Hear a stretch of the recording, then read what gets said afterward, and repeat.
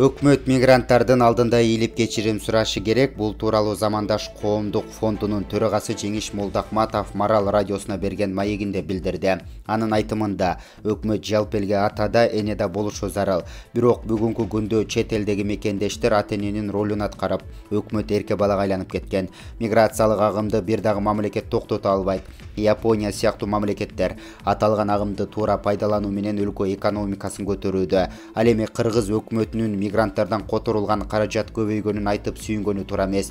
Мекендештер үчүн инвестициялык фонд түзсөк болот. Мигранттар өкмөткө бир нече жолу сунушун берди. Алар жер бөлүп берсеңер, жумуш орундарын түзөлү дейт. Бирок өкмөт салыкты 2,5% көтөрүп койду. Азыркы өкмөт менен мекен картты киргизүү оор. Миграция боюнча орчунду делген. Социалдык төлөмдөр, пенсиялык фонд жана башка маселелер бар. Миграцияны жакшы нукка салуу үчүн өкмөт трансулттук компаниялар менен келишим түзүшү керек.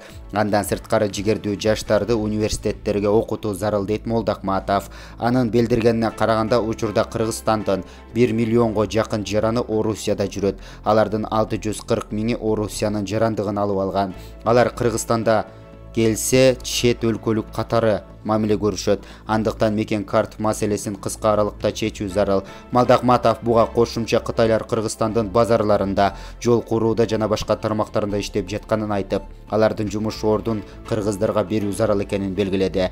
Белгилей кетсек, 18 декабрь мигранттардын эл аралык күнү. 1990-жылы Бириккен Улуттар уюмунун башкы ассамблеясы эмгек мигранттарынын жана алардын үй бүлө мүчөлөрүнүн укугун коргоо боюнча эл аралык конвенцияны кабыл алган. Ал эми 2000-жылы эл аралык мигранттын майрамы негизделип, жыл сайын 18 декабрда белгилөө жөнүндө токтомго кол коюлган. Булак Марал ФМ КЖ.